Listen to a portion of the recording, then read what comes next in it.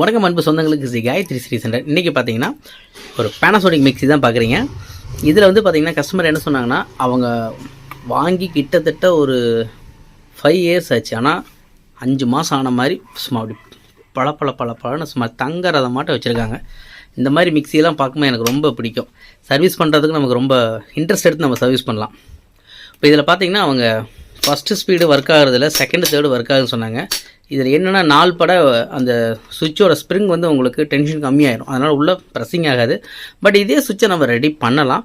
But அவங்க என்ன சொன்னாங்கன்னா, சார் தயவுசெய்து அதையவே ரெடி பண்ண வேண்டாம், நீங்கள் எவ்வளோ அமௌண்ட்டு கேட்டாலும் கொடுத்துறேன், எனக்கு சுவிட்சு ஒரிஜினலாக போட்டுருங்கன்னு சொன்னாங்க. கஸ்டமர் அந்த வார்த்தையை சொல்லும் போது நம்ம வந்து சரி பண்ணி போடுறது நம்ம தொழிலுக்கு அழகல்ல. இதே கஸ்டமர் நம்மக்கிட்ட வந்து, சார் கொஞ்சம் அமௌண்ட்டு கம்மியாக தான் இருக்குது, அதையவே சரி பண்ண முடிஞ்சால் எனக்கு போட்டு கொடுங்க சார் அப்படின்னு சொன்னாங்கன்னா, அவங்களுக்கு நம்ம என்ன வேணாலும் இறங்கி செய்யலாம், என்ன வேணாலும் பண்ணலாம். இப்போ கஸ்டமர் எனக்கு வேண்டான்னு சொல்லும்போது அவங்களுக்கு நம்ம ஒரிஜினல் பேனாசோனிக் சுவிட்சை நம்ம வச்சுருக்கோம். இந்த சுவிட்ச் எப்படி கலட்டி எப்படி சால்டர் பண்ணி மறுபடியும் நம்ம ஒர்க் பண்ண வைக்கலாம் அப்படிங்கிறத பார்க்கலாம். இது நம்ம சுவிட்ச் நார்மலாக போட்டால் ஓடாது. இங்கே ஜார் லாக் சுவிட்ச் கொடுத்துருப்பாங்க. இந்த லாக் சுவிட்சை வந்து நம்ம உள்ளே ப்ரெஸ் பண்ணால் மட்டும்தான் ஓடும். இப்போ புஷ் கொடுக்குறேன், ஓடும்.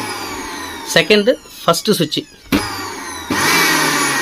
கொடுத்துட்டேன். பட் ஆனால் உள்ளே அமுத்தியிருக்கேன், ஆனால் ஓடலை.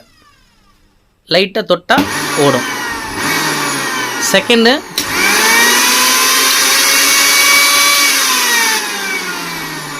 இப்போ கஸ்டமர் சொன்ன கம்ப்ளைண்ட் இதுதான்.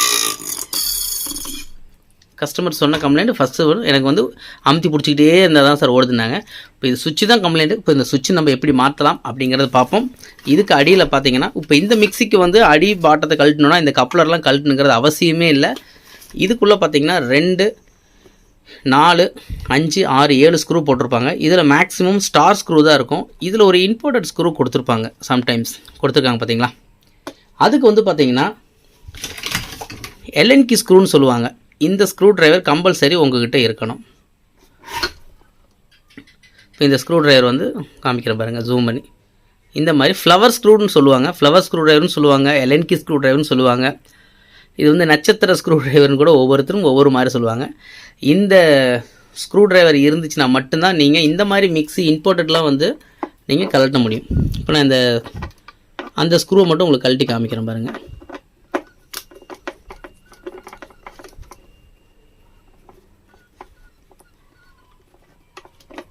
நம்ம வேலை செய்கிறோம் அப்படிங்கிறது அப்புறம் டூல் ஃபஸ்ட்டு. டூல் அப்படின்னு சொன்னதுக்கப்புறம் தான் எனக்கு ஞாபகம் வருது. எனக்கு நிறைய பேர் வந்து டூல் வந்து நான் கடை ஓப்பன் பண்ணணும் சார், எனக்கு டூல்ஸை பற்றி சொல்லுங்கன்னு சொல்லியிருக்காங்க. டைமில் அதனால் நான் போட முடியல. நான் கண்டிப்பாக அவங்களுக்கு ஹெல்ப் பண்ணுறேன். இப்போ இந்த ஸ்க்ரூ பார்த்தீங்கனாலே தெரியுதுங்களா, இது வந்து ஃப்ளவர் ஸ்க்ரூன்னு சொல்லுவாங்க. கரெக்டாக உங்களுக்கு இதில் போய் சீட்டிங்காக வைக்கும். இது நார்மல் நமக்கு வரக்கூடிய ஒரு ஸ்டார் ஸ்க்ரூ கிடையாது, தெரியுதுங்களா. இது ஒரு ஃப்ளவர் ஸ்க்ரூ, எல்என்கி ஸ்க்ரூன்னு கூட நம்ம சொல்லுவோம். ஓகே, நமக்கு மற்ற ஸ்க்ரூஸ் எல்லாத்தையும் நம்ம கழட்டிடலாம். இப்போ இதில் இருக்கக்கூடிய நம்ம 6 ஸ்க்ரூவுமே கழட்டிடலாம்.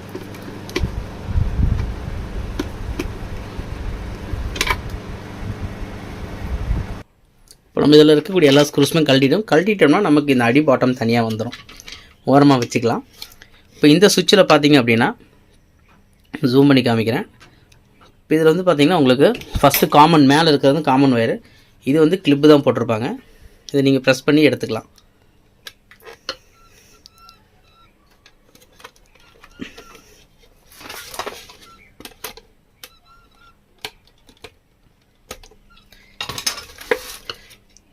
ஜஸ்ட் ஒரு ஸ்க்ரூ ட்ரைவர் வச்சு இப்படி நெம் பண்ணிங்கன்னா மேலே வந்துடும். இந்த காமன் ஒயர் எடுத்துக்கலாம். இந்த சுவிட்சுக்கிட்ட இந்த இடத்துல ஒரு ஸ்க்ரூ போட்டிருப்பாங்க. இந்த ஸ்க்ரூவை நம்ம கழட்டிக்கலாம்.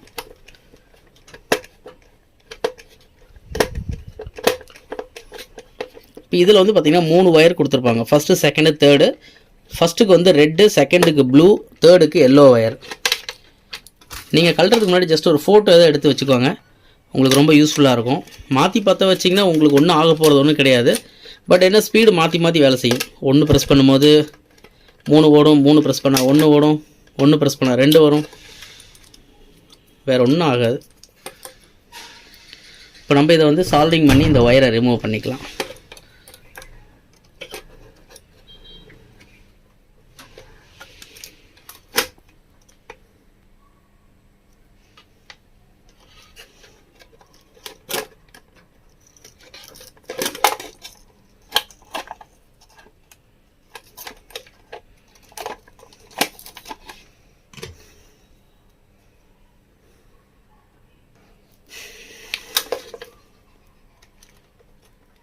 கொஞ்சம் எட்ஜில் நம்ம கட் பண்ணிக்கலாம்.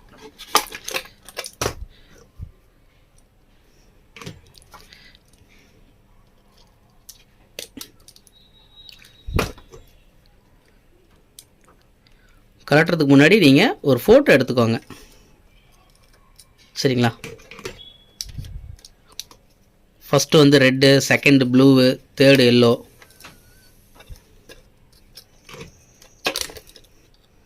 இப்போ நம்ம இந்த சுவிட்சை கழட்டிட்டோம். இப்போ இந்த சுவிட்சில் என்ன ப்ராப்ளமாக இருக்கும் அப்படின்னா,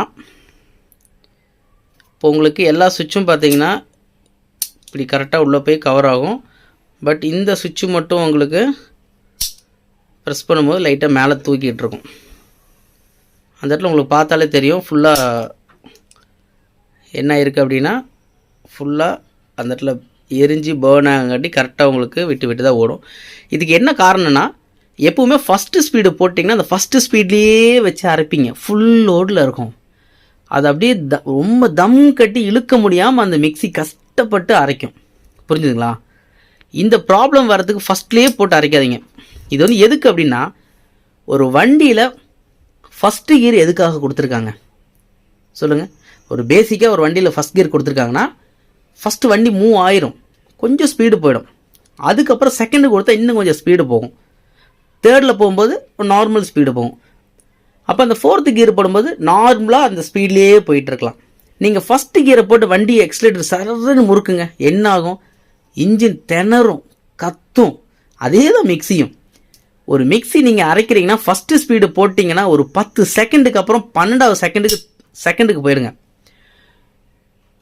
ஒரு 20 செகண்டுக்கு அப்புறம் தேர்டு போய்க்கோங்க. அப்போ உங்களுக்கு மிக்சி எந்த ப்ராப்ளம் வராது.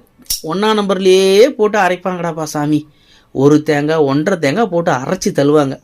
அப்படியெல்லாம் அரைச்சா மிக்சி கம்பல்சரி ப்ராப்ளம் வரத்தான் செய்யும். அந்த மாதிரி தவறுகள் செய்யவே செய்யாதீங்க. இப்போ நம்ம இந்த ஒரிஜினல் பேனாசோனிக் சுவிட்ச் இப்போ நம்ம எப்படி இருக்குன்னு காமிக்கிறேன், எப்படி சால்விங் பண்ணலாங்கிறத அதையும் பார்த்துடலாம். இப்போ பார்த்தீங்கன்னா இது ஒரிஜினல் புது சுவிட்சு, நேஷ்னல் பேனாசோனிக்கோடது. பழைய சுவிட்சு இது புதுசு, பக்கா ஒரிஜினலு. ஏன்னா நம்மக்கிட்ட எப்போவுமே ஒரிஜினல் ஸ்பேர்ஸ் மட்டும்தான் இருக்கும். இப்போ இந்த பேக்கில் பார்த்தீங்க அப்படின்னா உங்களுக்கு மொத்தம் 5 பீஸ் வரும். அதாவது மொத்தம் 5 யூனிட் வரும் இதில், இந்த கவரில். எப்போவுமே நம்ம இந்த ஒரிஜினலில் தான் கஸ்டமருக்கு நம்ம என்ன சொல்கிறோமோ அதை மட்டும்தான் செய்வோம். இந்த டூப்ளிகேட்டாக வாங்கி போடுற பழக்கம் நம்ம கிடையவே கிடையாது. இப்போ இந்த சுவிட்சை நம்ம எப்படி ஃபிக்ஸ் பண்ணி சால்விங் பண்ணலாங்கிறது பார்த்துடலாம். இப்போ இதை வந்து லைட்டாக நீட்டாக நம்ம வந்துட்டு ஒரு ஸ்ப்ரே பண்ணிக்கலாம். ஏன்னா ஸ்ப்ரே பண்ணிட்டு நம்ம அந்த இடத்துல துடைச்சிக்கலாம். ஏன்னா மாட்டினதுக்கப்புறம் அந்த இடத்துல துடைக்க முடியாது. ஒரு கஸ்டமர் வந்து என்னங்க சுவிட்சு மாற்றினீங்களா இல்லையா, பழசு மாதிரியே இருக்குது அப்படிங்கிற கேள்வியை கேட்கக்கூடிய நிலைமைகள் வரும்.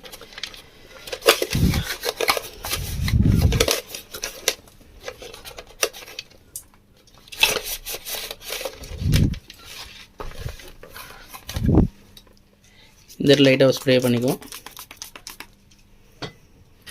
ஏன்னா சுவிட்சு போட்டதுக்கப்புறம் நம்ம இந்த இடத்துல துடைக்க முடியாது. நீங்கள் சுவிட்சு மாற்றினதுக்கு அடையாளமே இந்த இடத்துல நீட்டாக துடைக்கிறது தான் இருக்குது.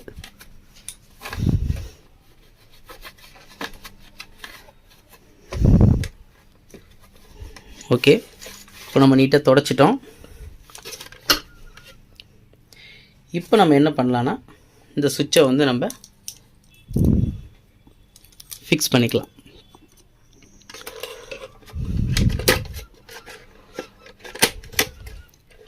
இது காமன் மேலே ஆல்ரெடி நான் சொல்லியிருப்பேன். இந்த காமன் ஒயர் மேலே இந்த ஒயர் வந்து இங்கே நம்ம கனெக்ட் பண்ணிக்கலாம்.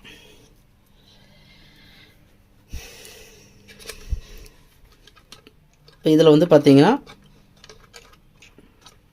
ரெட்டு வந்து ஃபஸ்ட்டு, இந்த லெக்கை நம்ம கட் பண்ணிக்கலாம்.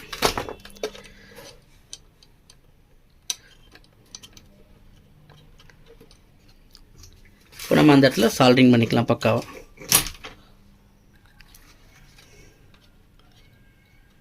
இப்போ நம்ம அந்த இடத்துல நீட்டாக சால்ட்ரிங் பண்ணிக்கலாம்.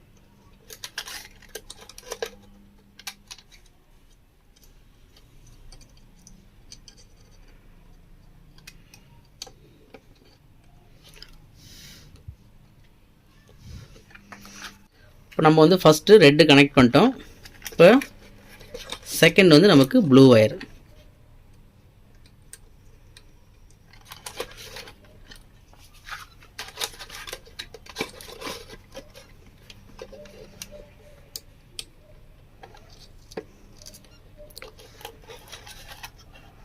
சால்டிங் கொஞ்சம் நல்லாவே பண்ணிக்கோங்க. ஏன் அப்படின்னா உங்களுக்கு ஹீட்டில் வந்து வெளியே வந்துடக்கூடாது.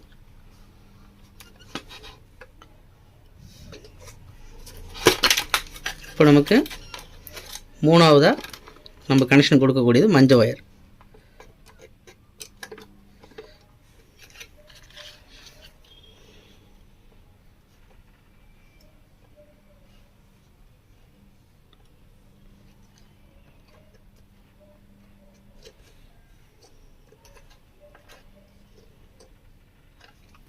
மஞ்சள் ஒயரை நம்ம சால்டிங் பண்ணிட்டோம்.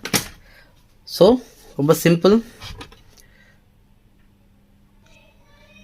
இப்போ நமக்கு மஞ்சள், ப்ளூ, ரெட்டு இப்போ கனெக்ட் பண்ணிட்டோம். இப்போ நம்ம இந்த இடத்துல ஸ்க்ரூ பண்ணிடலாம். ஆல்ரெடி அந்த இடத்துல இருந்த ஸ்க்ரூவை போட்டு ஸ்க்ரூ பண்ணிக்கலாம்.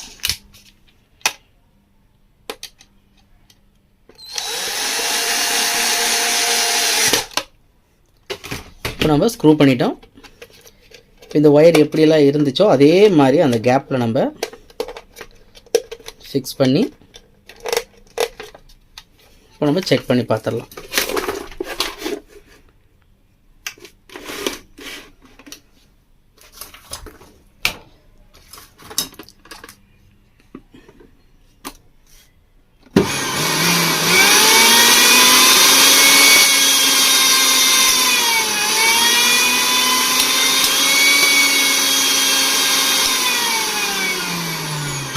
இப்போ நமக்கு மிக்ஸி அருமையாக ரெடி ஆகிடுச்சுங்க. ரொம்ப சிம்பிள். இந்த சுவிட்ச் எப்படி மாற்றணும், எப்படி சால்டர் பண்ணணும் அப்படிங்கிறத நீங்கள் பார்த்துருப்பீங்க.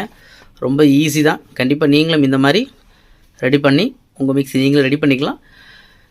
இப்போ நம்ம லைட்டாக ப்ரஷ் பண்ணிவிட்டு பேக் பண்ணிக்கலாம்.